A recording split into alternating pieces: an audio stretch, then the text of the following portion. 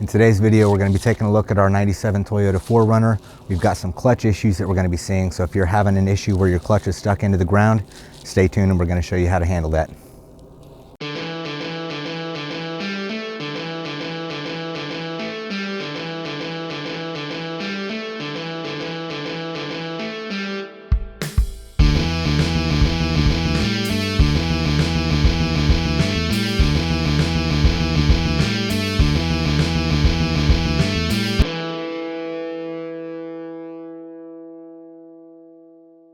So what we've got going on here is in this 97 Toyota 4Runner SR5, we have a clutch that's not wanting to engage and the engage point is extremely low. Now, if you take a look here underneath the dash, you can see that our clutch pedal is actually stuck down when you depress it. And that tells us that there's not enough pressure that's coming in from our master cylinder. And there's a couple things that can cause that. We could either see that you're low on fluid, you could have a problem with the clutch itself with the release bearing, or you could have an issue with the slave or master cylinder. A lot of times if you have a leak, you might find that you're getting low on fluid. So what we're going to do is start by checking and seeing where our fluid is. Take a look under the hood. The first thing you want to do is locate this big drum-shaped thing. This is going to be your brake booster. Once you locate this, attached to that, you're going to have your brake master cylinder and brake reservoir. Then usually off to the side, you'll see your clutch master cylinder. This is what we're going to be looking at for our fluid, and this is your clutch master cylinder reservoir. If we look in there, you can see that our fluid level is here between the min and the max marks that we have marked on the side. So our fluid level is good. And while we're in here, we'll go ahead and check out the level of our brake fluid. We can see in there that that's also within the min and the max specs on the side. That one is a little bit low, so it might not be a bad idea to top that off, but it's still in a safe area. So now that we know where these parts are, we're going to take a look and see where our clutch master cylinder goes to under the car.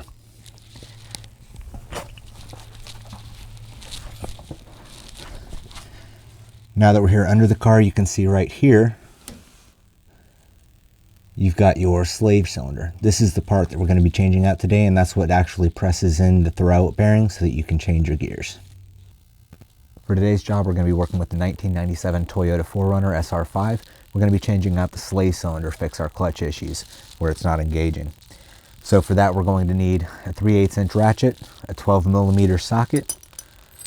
If you have a brake line wrench, you'll need a 10mm and an 11mm in the brake line wrench. If you don't have a specific brake line wrench, you can make do with just a standard 10 and 11mm wrench.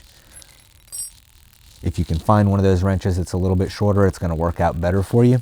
But you'll also want to have plenty of fluid. Make sure you check your specific vehicle to find out what kind you need. This needs DOT3 or DOT4. So we've got a full bottle of DOT3 so we can top that off and clean the system. You're also going to need a small funnel so that you can get your brake fluid into your slave cylinder reservoir or your master cylinder reservoir without having any leakage. And you're also going to want a pot that you can drain into, or a bucket or a bottle. You can also pick up a brake bleeding kit that you can do a self-bleeder kit from your local auto parts store. That'll make the job a lot easier. And you'll want to make sure you also have a friend that can help if that's an option. You want a rag for cleanup, and obviously you'll need the appropriate master cylinder for your vehicle. When you're troubleshooting to find any leaks or any problems that might be happening, because I have had to refill the fluid on this before, typically when you're looking for a leak, you want to inspect for any places where you see any moisture, since brake fluid doesn't really evaporate. And in your slave cylinder, you'll see that there's a mount right here that connects. So you've got this point here that connects into the line that goes to your master cylinder, and then here you've got your actuator that goes into your clutch release bearing. So typically there's a boot that goes around the outline here. When you peel that back, you can see inside of that part. And if you've got a failing slave cylinder, a lot of times you'll see brake fluid has built up inside of this boot. So on this vehicle, if we pull that boot loose, you can actually see the fluid come out of there. So I'll show you that here in just a second, and that's how I determine that this is a failing part. There may be other problems in the system, but this is where we're going to start since we know that's failed. So it's also always good once you get the part to look at it to see what you're working with. So this is actually set up to where you can see you've got your two mounting bolts that connect it to the transmission, and then you've got your bleed line that's right here. You've got your connection that takes it into your master cylinder with the brake line, and this is your actuator. So in order to remove this, we're going to have to remove the 2 bolts that are here. The bleeder valve is going to be used when we go to bleed the system. It's usually best to have 2 people when you're working on bleeding the system. You have to pump the clutch, then you have to crack the valve to release the pressure, and then you have to repeat it over and over. And trying to go back and forth from the driver's seat to underneath the vehicle is extremely difficult, and typically you want to hold that clutch when you're doing that. Now while we're under here,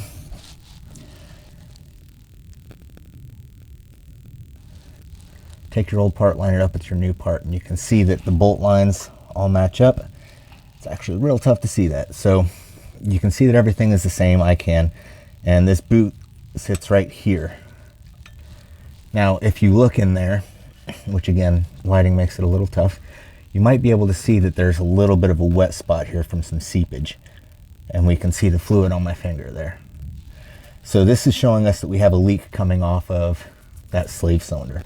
So I went ahead and I put our pot underneath here to catch anything that comes off, but if we reach in here and pull this off, we can see that fluid that's coming out.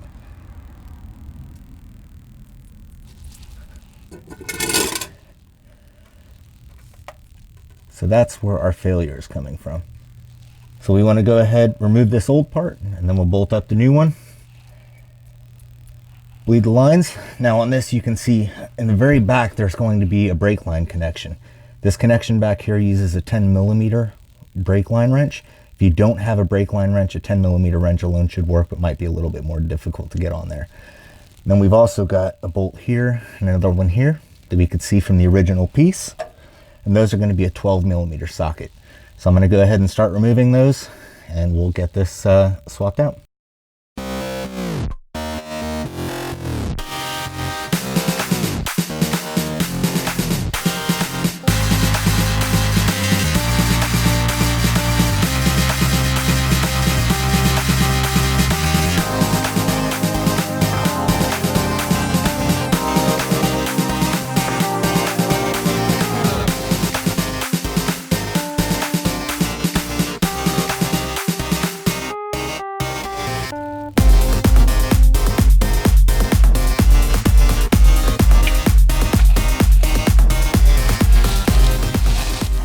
Now that we've got the old part out, you can see that here, we're going to go ahead and install up the new part.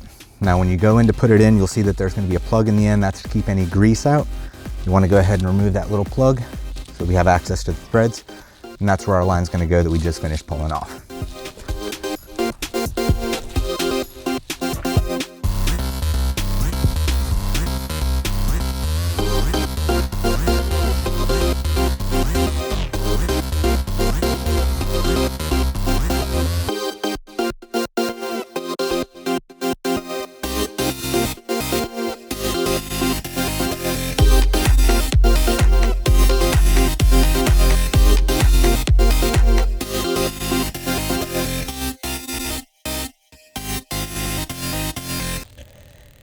All right, now that we've got that in, you can see that we made sure that we put our actuator right here so that it goes inside and is able to actuate the release bearing.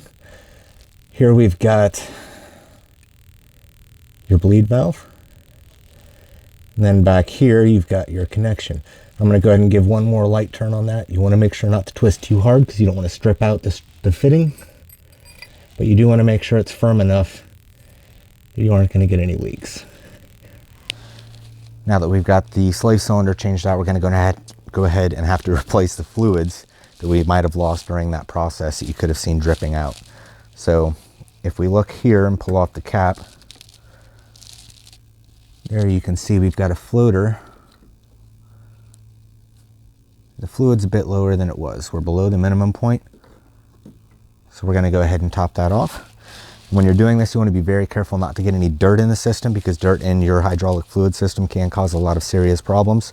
So we're going to go ahead, now that we've got that set, top it off on fluid, and then we'll start pumping on the clutch.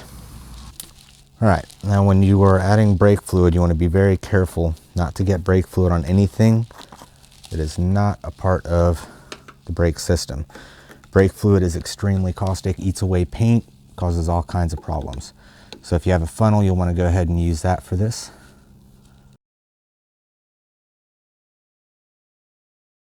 You'll also want to be sure that you don't get any dirt inside of your brake fluid container, or rather the bottle you're pouring out of, because that can also cause problems because you're introducing that into your system when you pour it.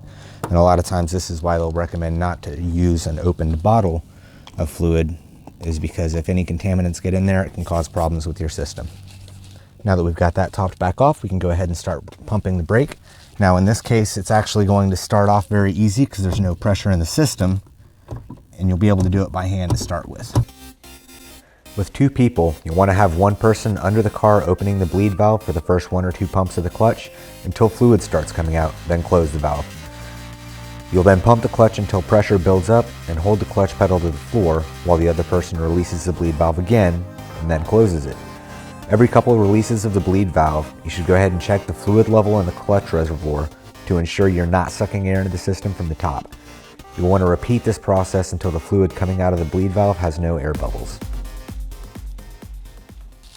All right, now that we've got the system primed and we've got all the air bled out of the system, one last thing you're going to do is go through, check your master cylinder reservoir one more time just to make sure that it's full.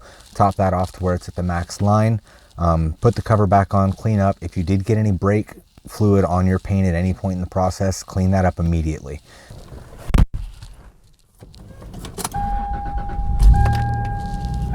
At this point, we've got everything cleaned up, so we're going to take it for a quick drive around the block just to make sure everything's working like I mentioned before.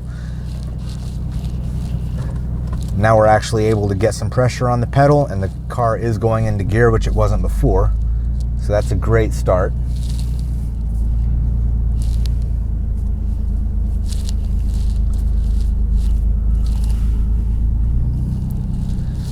Now when you're doing a test drive, you always want to make sure that you don't go too far away from where you started.